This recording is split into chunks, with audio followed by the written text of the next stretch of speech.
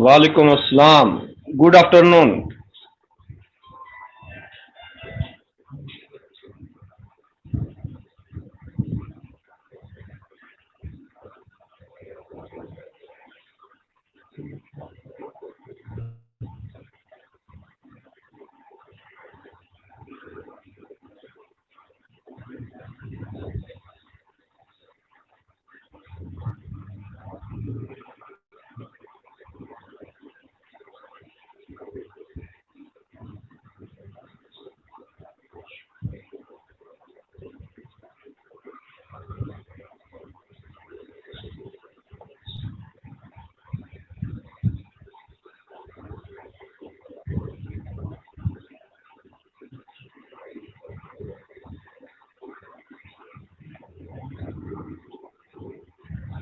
वालेकुम अस्सलाम एवरीबॉडी।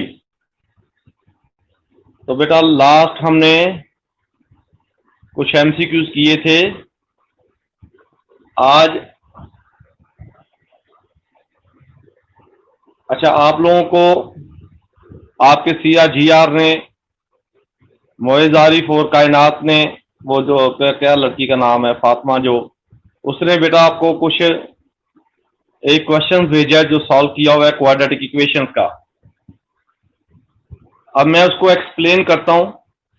बच्चे कितनी तादाद है टोटल भी आप लोगों की सेकंड ईयर की? How many students in second year class?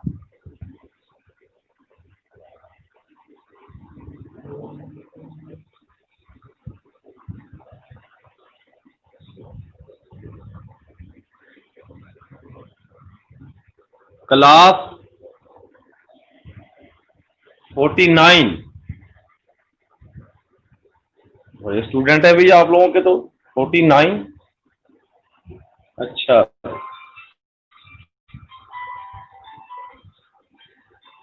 तो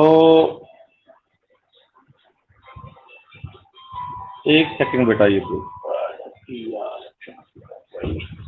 देखिए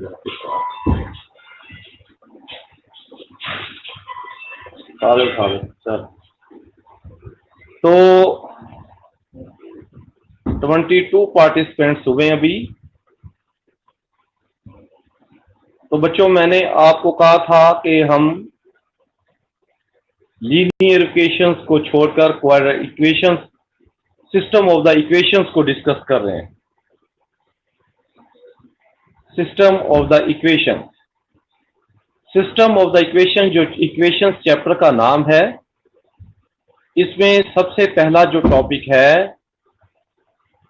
वो है क्वाड्रेटिक इक्वेशंस।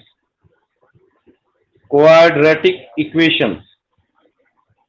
इसके बाद बेटा जो आएगा वो आएगा साइमल्टेनियस इक्वेशन। इसके बाद जो टॉपिक आएगा वो आएगा रेड्यूसिबल इक्वेशन।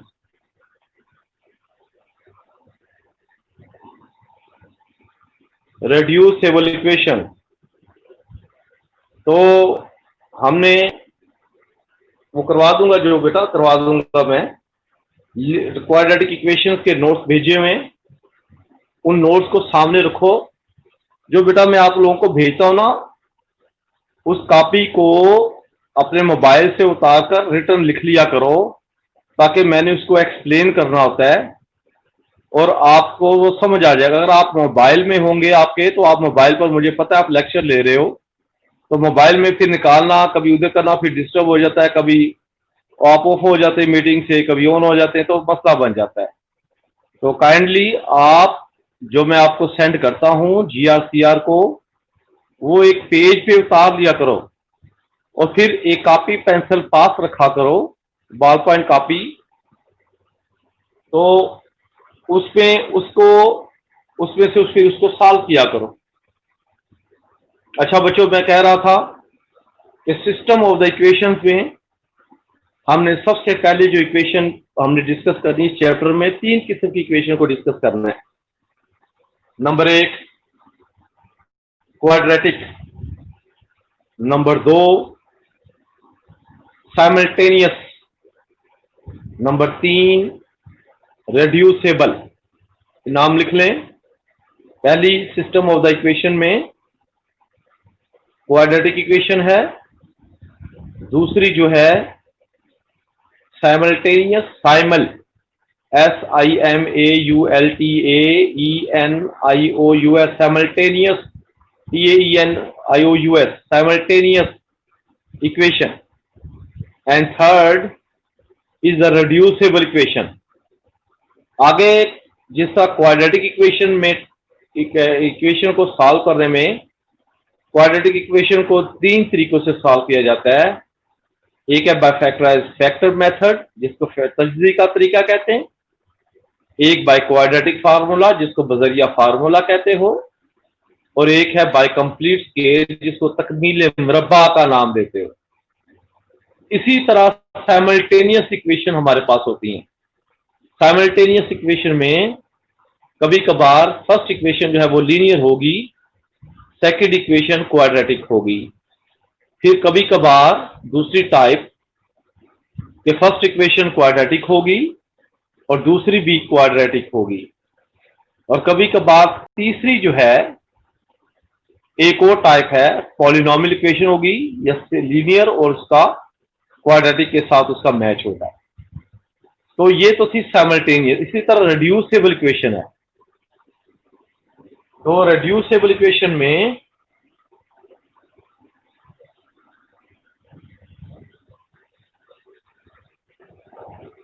पहली इक्वेशन जो है वो है क्वाड्रेटिक, दूसरी जो है वो है साइमल्टेनियस, और तीसरी इक्वेशन जो है वो है रिड्यूसिबल। और रिड्यूसिबल में बेटा मैंने कहा था ये जो मैंने नोट्स दिए आप उसको सामने रखो, फिर समझ आएगी। बगैर नोट्स के नहीं समझ आनी। जब तक आप मैं जो देता जा रहा हूं, आपने कहा था जी हमें नोट सेंड करें, अब मैंने जब नोट सेंड कर दिए तो आप लोग सामने नहीं रख रहे हो। जो क्वाड्रेटिक इक्वेशन को मैंने डिस्कस करना है अभी, उसको सामने रखो। जो मैंने आपको भेजे हैं अभी 5-6 सवाल प्रैक्टिस के लिए और एक सवाल मैंने खुद करवाना है, वो उसको सामने रखो पहले, फिर समझ आएगी क्या है क्या नहीं है। इस तरह नहीं समझ आएगी हमें समझ नहीं आ रही, हमें समझ नहीं आ रही, इस तरह समझ नहीं आएगी। अभी तो मैं इंट्रोडक्शन करवा रहा हूं इस चैप्टर का। तो सबसे पहला जो काम है वो हमारा है क्वाड्रेटिक इक्वेशन को सॉल्व करना। और क्वाड्रेटिक इक्वेशन जो है वो तीन तरीकों से सॉल्व की जाती है। Number 1 by factor method, number 2 bye quadratic formula, और नंबर 3 बाय कंप्लीट स्केल। तो पहला हमने 2 टॉपिक करने हैं, दोनों मेथड से करना है।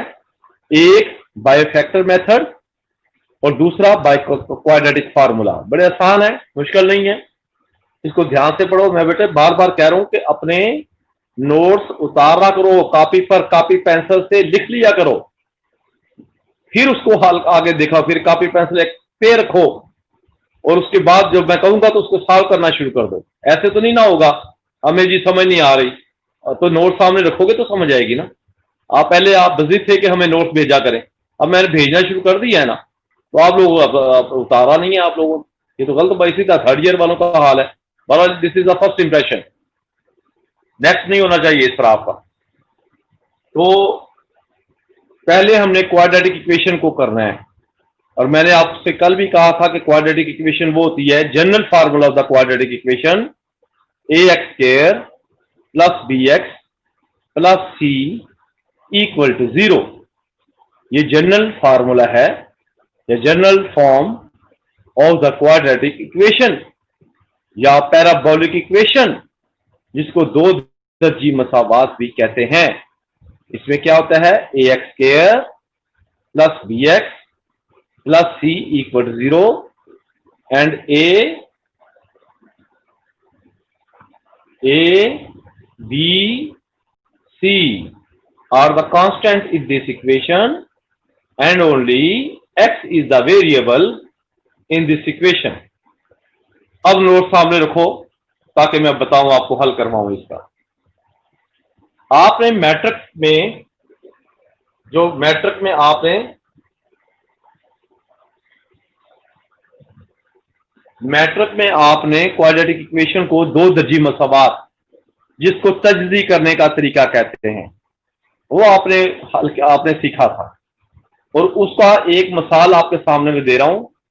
आपके पास एक सवाल दिया हुआ है मैंने, जिसमें लिखा हुआ है x into 3x-5 equal to 2। ये आपके पास एक सवाल है सिंपल सा।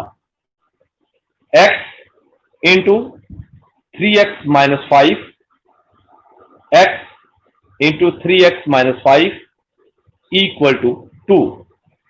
तो जब एक सबसे पहले इस इक्वेशन को स्टैंडर्ड फॉर्म में लेकर आते हैं। स्टैंडर्ड फॉर्म कौन सी थी? जो आपको जनरल फॉर्म मैंने बताई थी कि ax² plus bx minus c, यानी a के साथ कोई x² के साथ उसका कोफिशिएंट और b के साथ bx के साथ b कोफिशिएंट और c जो है वो कांस्टेंट है।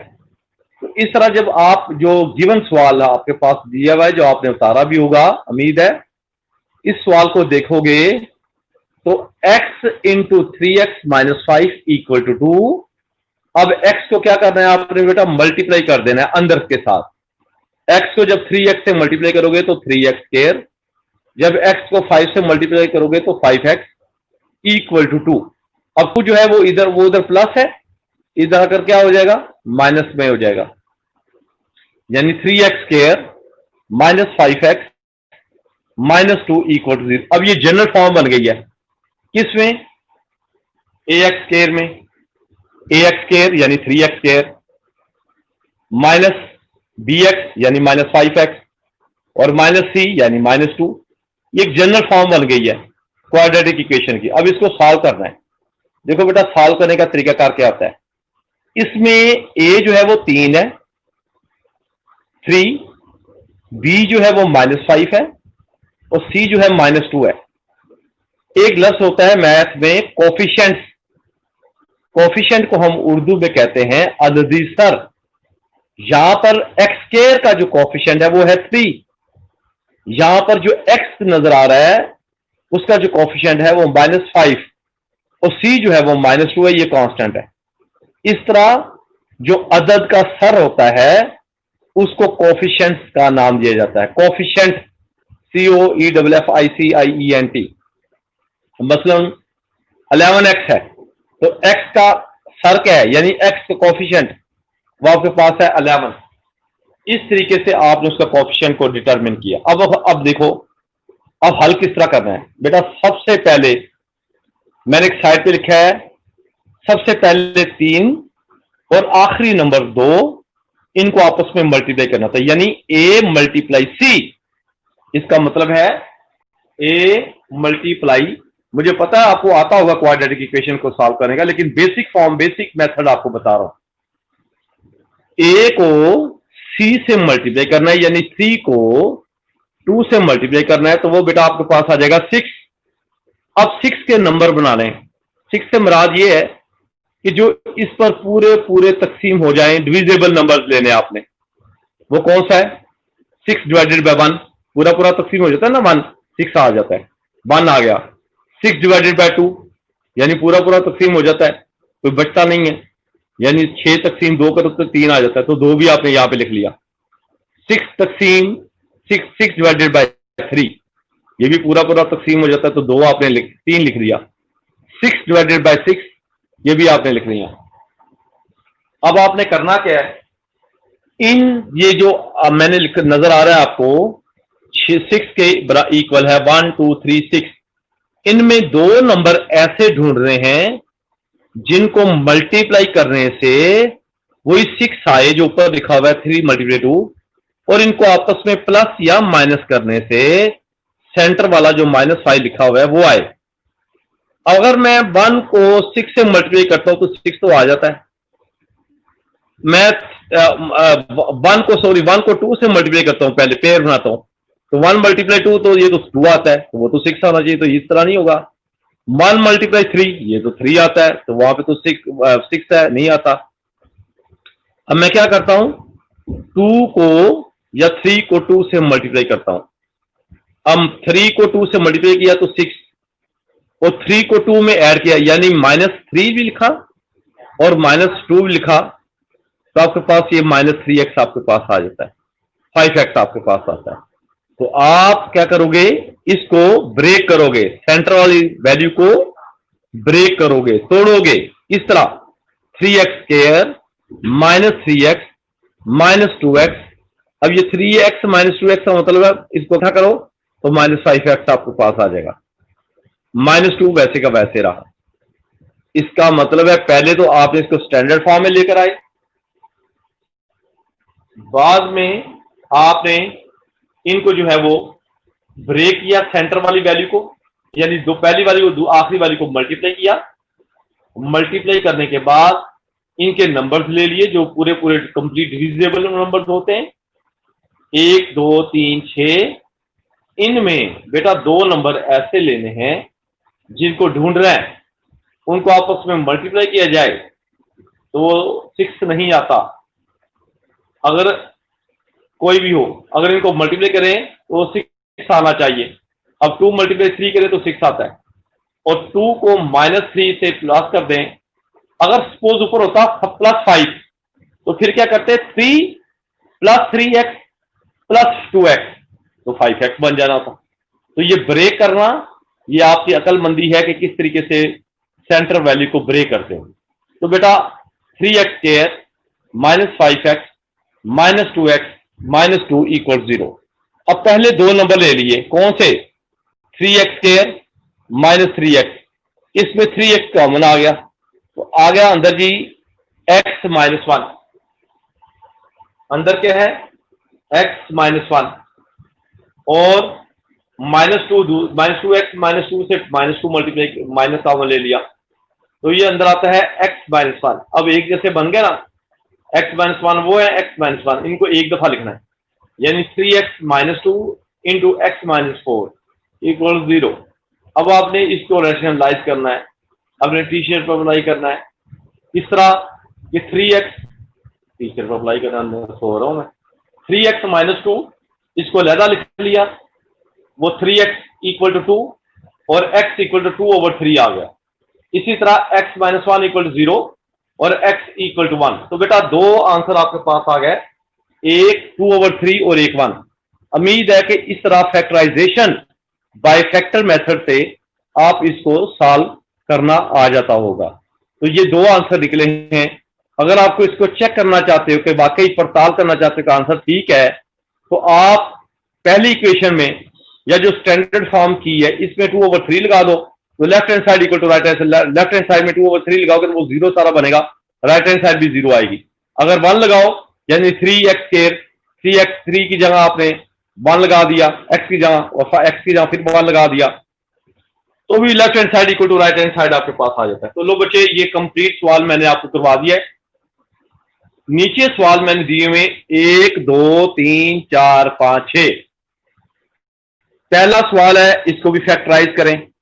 दूसरा सवाल है, इसको स्टैंडर्ड फॉर्म में कन्वर्ट करने के बाद इसको भी फैक्टराइज करें। इसी तरह तीसरा सवाल है, चौथा सवाल है, पांचवा, छठा। इसको बेटा करना शुरू कर दो, शाबाश, हरियप।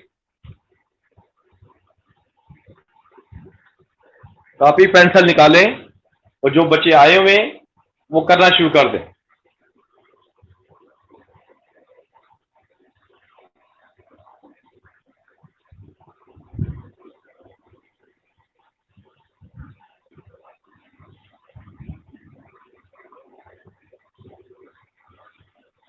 ये आपका होमवर्क भी है, आपका क्लास वर्क भी है, ठीक है। इसको मेरा बेटा करो, तो फिर मैं नया मैसेज करवाता हूं। अगर यही काफी है तो इतना ही कर लो काम आज का। इसको हल करके दिखाओ।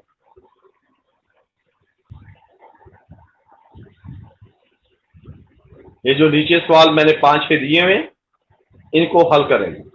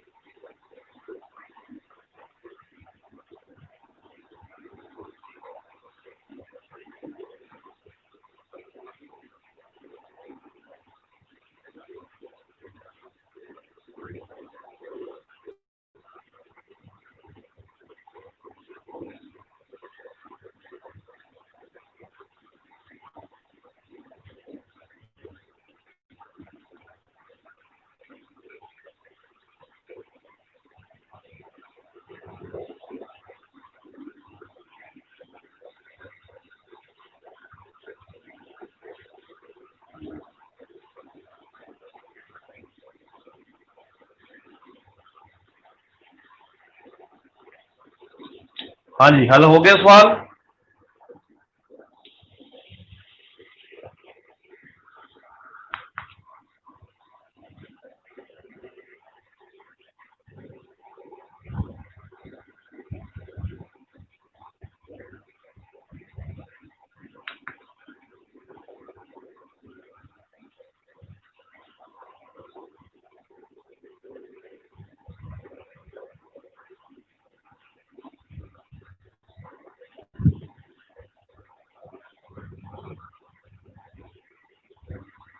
सारे मेरा बेटा प्रैक्टिस करो, सारे सवाल हल करने की, शाबाश।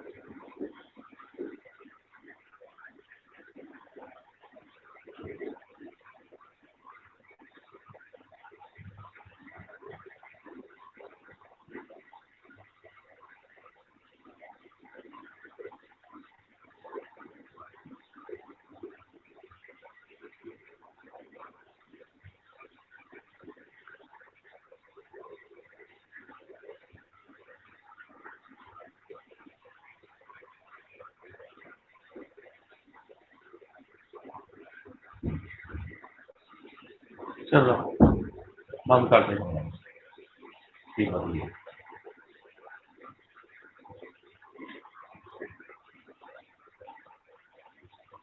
हाँ, थोड़ा सा बना लो। चलो, थोड़ा सा बोल। चलो, बस।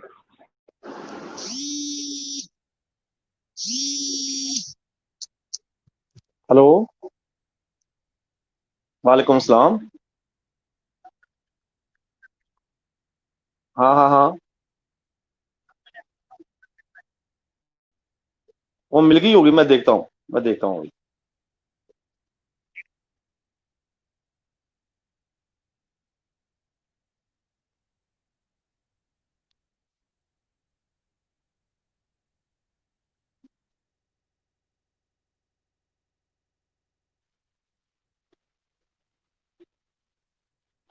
ये बच्चों सारे सवाल हल करें, शाबाश जितने भी हैं।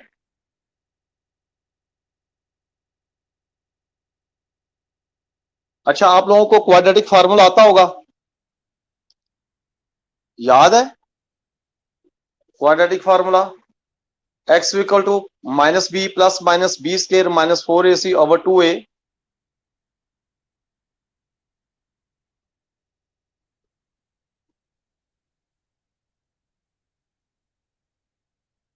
अभी क्वाड्रेटिक फार्मूला आता है आप लोगों को?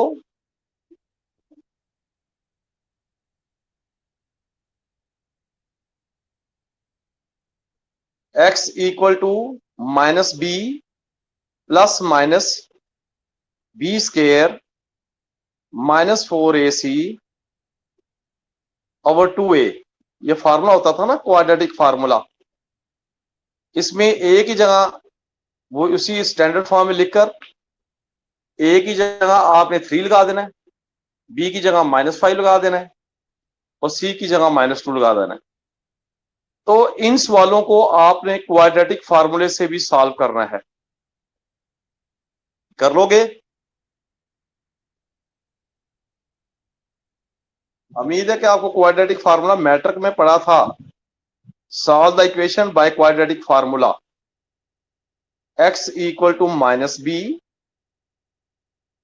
फिर प्लस माइनस, फिर स्क्वायर रूट का निशान, जजर का निशान, उसके अंदर बी स्क्वायर -4ac, फिर तमाम के नीचे तकसीम ओवर 2a। अब इसमें a b c है, तो एक्स स्क्वायर का जो कोएफिशिएंट होता है वो a होता है, x का जो कोएफिशिएंट है वो b होता है और c आखिरी नंबर होता है। तो बेटा इसको भी आपने करना है क्वाड्रेटिक फार्मूले के जरिए। करोगे? आता है फार्मूला? शाबाश, करें जी इस फार्मूले से।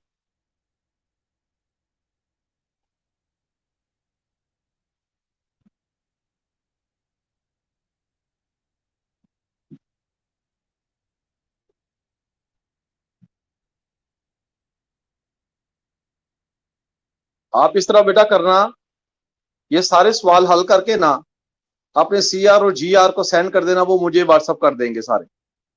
GR CR को सवाल को सॉल्व करके उनको भेज देना, वो मुझे वो सेंड कर देंगे। ठीक है? मैंने जरा मेडिसिन खाई है, मैं सो रहा हूँ बेटा, तो तबीयत नहीं ठीक है, तो बाकी इंशाल्लाह फिर कर लेंगे आप। ठीक है बच्चों?